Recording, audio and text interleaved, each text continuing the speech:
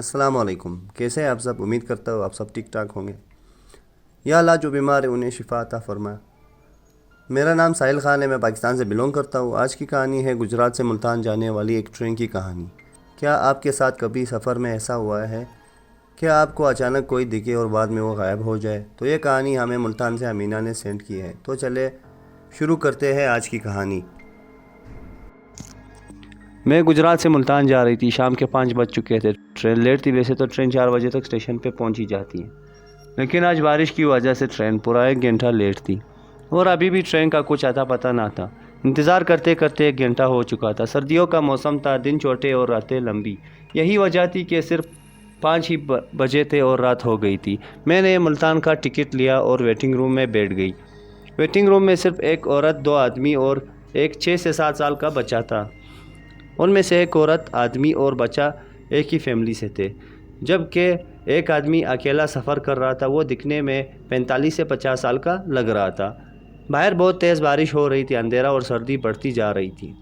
مسافر خانے میں لوگ کم تھے، اور کیوں نہ ہوتے؟ اس طرح کے موسم میں کون سفر کرتا ہے؟ میں بھی نہ کرتی اگر کوئی مجبوری نہ ہوتی۔ میرے نانی کا گھر ملتان کے پاس ہے۔ وہ بہت بیمار تھی اور سب کا کہنا تھا کہ شاید وہ اپنی آخری سانسیں لے رہی ہے۔ بس یہی وجہ تھی کہ میں صبح ہونے کا انتظار نہ کر سکی اور آفس سے آتے ہی تھوڑی پیکنگ کی اور اسٹیشن آ گئی۔ راستے میں ہی بارش شروع ہو گئی تھی، لیکن پھر بھی میں واپس نہ گئی۔ شاید اپنوں کا پیار ہمیں کھینچ لیتا ہے۔ اب 5:35 ہو چکے تھے، لیکن ٹرین آنے کا نام ہی نہیں لے رہی تھی۔ وقفے سے دونوں آدمی ٹرین کے بارے میں بول رہے تھے۔ ان کا کہنا تھا کہ بارش کی وجہ سے ٹرین لیٹ ہے، 15 منٹ میں پہنچ جائے گی، لیکن یہ 15 منٹ بھی گزر چکے تھے۔ ویٹنگ روم میں ایک بوڑھا آدمی آیا۔ اس نے گرم چادر لی ہوئی تھی، لیکن وہ بالکل بھی گیلا نہ تھا۔ یہ دیکھ کر مجھے بہت حیرانی ہوئی، کیونکہ اتنے بارش میں وہ گیلا کیوں نہیں ہوا۔ وہ سامنے کے بینچ پہ آ کے بیٹھ گیا۔ میں 5 منٹ تک اس کو دیکھ رہی تھی، لیکن اس کا فیس نظر نہیں آ رہا تھا۔ اس کا فیس چادر میں چھپا ہوا تھا۔ 10 منٹ کے بعد ہمیں ٹرین کی آواز آئی۔ ہم سب اٹھ کے باہر کی طرف گئے۔ ٹرین اسٹیشن کے پاس پہنچ گئی تھی۔ ہم سب بارش سے بچتے ہوئے ٹرین میں انٹر ہو گئے۔ ٹرین میں کچھ زیادہ لوگ نہ تھے۔ میں ایک طرف کھڑکی کے پاس آ کر بیٹھ گئی۔ میں نے پیچھے مڑ کے دیکھا بھی کہ شاید وہ بابا مجھے نظر آ جائے۔ پتہ نہیں کیوں میرا دماغ بار بار اس کے بارے میں سوچنے پر مجبور کر رہا تھا۔ ٹرین چل پڑی۔ میں نے سکون سے سانس لی۔ پتہ نہیں کب میری آنکھ لگ گئی۔ آنکھ کھلی تو ٹرین بہت تیزی سے چل رہی تھی۔ میں نے کھڑکی سے باہر دیکھا۔ باہر ریگستانی علاقہ تھا۔ ٹرین تیزی سے چل رہی تھی۔ ٹرین تیزی سے چلتے چلتے رک گئی۔ بریک بہت جلدی میں لگایا گیا تھا۔ آس پاس بیٹھے لوگ پریشان سے ہو گئے۔ کچھ لوگ ٹرین سے نیچے بھی اتر گئے کہ پتہ کر سکے آخر ٹرین کیوں رکی ہے۔ میں نے ایک آدمی کو ہمارے ڈھابے کے پاس آتے ہوئے دیکھا۔ سنو، یہ ٹرین کیوں رکی ہے؟ آدمی نے کہا۔ لوگ کہہ رہے ہیں کہ نیچے کوئی آ گیا ہے۔ ہم لوگ اسے ہی ڈھونڈ رہے ہیں۔ میں ڈر گئی۔ میرے ڈھابے میں کچھ دور ایک عورت بیٹھی ہوئی تھی۔ اس عورت نے مجھ سے کہا، بیٹی کیا ہوا ہے؟ ٹرین کیوں رکی ہے؟ میں نے انہیں سب کچھ بتایا۔ وہ بھی ڈر گئی۔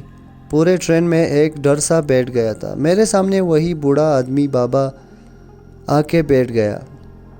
بوڑھے آدمی نے کہا، کوئی نہیں آیا ٹرین کے نیچے۔ میں نے ان سے کہا کہ سب کہہ رہے ہیں کوئی آیا ہے ٹرین کے نیچے، آپ یہ کیوں کہہ رہے ہیں کہ کوئی نہیں آیا؟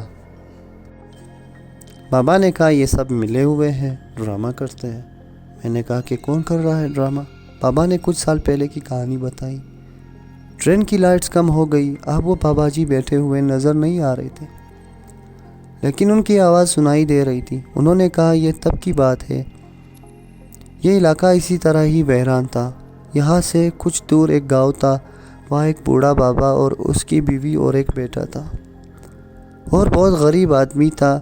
اس نے اپنی غربت ختم کرنے کے لیے اپنے بیٹے کو شہر پڑھنے کے لیے بھیج دیا۔ اس نے بہت سے لوگوں سے پیسے ادھار لیے اور اس کو بیچ دیا، اور خود پیچھے بہت محنت کی۔ وہ یہ سوچ کر اپنی ساری تھکان بھول جاتا کہ اس کا بیٹا اسے اپنے پاس بلا لے گا۔ وہ دن رات یہی سوچتا رہتا کہ اچھے دن بھی آئیں گے، لیکن ایک رات اس کے پاس ایک 30 سالہ لڑکا آیا۔ وہ اس کے گھر آیا اور اسے یہ بتایا کہ اس کا بیٹا جیل میں ہے۔ اس نے ایک لڑکی سے شادی کر لی تھی۔ وہ لڑکی شہر کے امیر ترین سیاستدانوں میں سے ایک کی بیٹی ہے۔ انہوں نے باغ کی شادی کی ہے۔ لڑکی کے گھر والوں کو بدنامی نہ ہو اور وہ یہ سب چھپا کے آپ کے بیٹے کو جیل میں یہ کہہ کے ڈالا ہے کہ وہ قاتل ہے، اس نے لڑکی کے چچا زاد بھائی کو مارا ہے۔ لیکن انکل وہ جیل سے بھاگ گیا ہے اور سب کو لگتا ہے کہ وہ اپنے گھر آیا ہے۔ سب لوگ یہی آ رہے ہیں۔ وہ آپ کی بات بالکل بھی نہیں مانیں گے، آپ کو اور آپ کی بیوی کو کچھ نہ کچھ کر دیں گے۔ اس لیے میں یہاں آیا ہوں تاکہ آپ کو یہاں سے بھگا سکوں۔ جلدی کرے، ٹائم نہیں ہے۔ وہ لوگ بہت جلد یہاں پہنچ جائیں گے۔ جلدی کرے، جلدی۔ وہ اپنے بیوی کے پاس بھاگتا ہوا آیا اور اس کو سب کچھ بتا دیا۔ اس کی بیوی بیچاری تو یہ سن کے اپنے آپ کو سنبھال نہ سکی۔ اس نے پھر بھی اپنے بیوی کا ہاتھ پکڑا اور دوڑ لگا دی۔ وہ ابھی اپنے گاؤں میں ہی تھا کہ اس کی بیوی تک گئی اور وہ وہاں ہی بیٹھ گئی۔ وہاں ہی کچھ دور اس کی بہن کا گھر تھا۔ اس نے اپنی بیوی کو وہاں چھوڑا اور خود بھاگنے لگا۔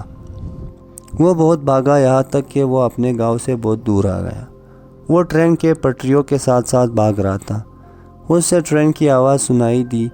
وہ چاہتا تھا کہ وہ ٹرین میں بیٹھ جائے گا اور یہاں سے نکل جائے گا، پھر کچھ دن بعد اپنے بیوی کو بھی لے جائے گا اور کچھ لوگوں سے کہہ کے اپنے بیٹے کو چھڑا لے گا۔ لیکن اسی ہی وقت ایک پیچھے سے آتی ہوئی گولی اس کے کمر پہ لگی۔ وہ گر گیا ٹرین سے۔ کچھ لوگوں نے یہ سب ہوتے ہوئے دیکھا اور ٹرین روک دی۔ کچھ لوگ ٹرین سے باہر آئے اور اس آدمی کو اٹھایا۔ اس کی سانسیں چل رہی تھیں، لیکن پیچھے سے آئے لوگوں نے اس بات کو چھپانے کے لیے اس آدمی کو ٹرین کے نیچے پھینک دیا۔ اس کی سانسیں چل رہی تھی۔ کچھ وقت کے بعد ٹرین چلا دی۔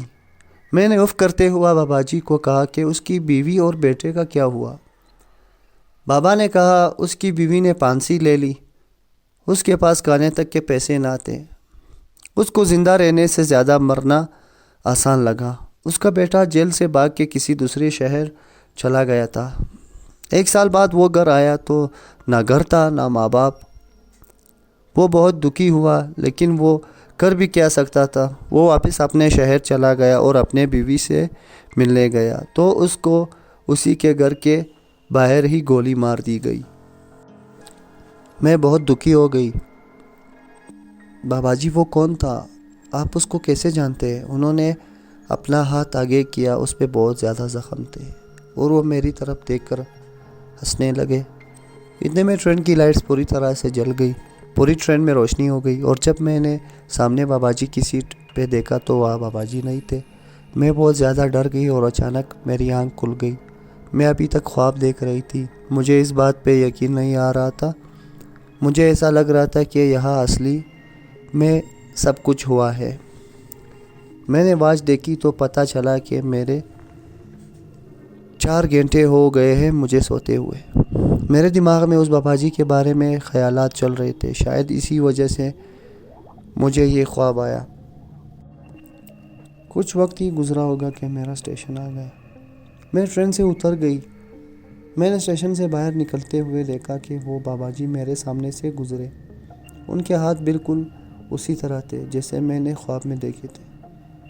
وہ تھوڑا سا آگے گئے اور پیچھے میری طرف مڑ کے دیکھا۔ میں انہیں دیکھتی جا رہی تھی اور وہ اچانک لوگوں میں کہیں کھو گئے۔ اور سب سے زیادہ میں تب حیران ہوئی جب مجھے یہ پتہ چلا کہ یہ کہانی سچی تھی۔ میرے ماموں نے بتایا کہ اصل میں ایک بابا ٹرین کے نیچے آ کے مر گیا تھا۔ تو ویورز، میں ٹرائی کر رہا ہوں آپ کو اصلی کہانیاں پیش کرنے کی۔ تو کیسی لگی آج کی کہانی؟ اگر آپ کے ساتھ آپ کی اپنی ریئل سٹوریز ہے، آپ مجھے ای میل یا نیچے دیے گئے واٹس ایپ نمبر پر سینڈ کر سکتے ہیں۔ Thank you, bye bye.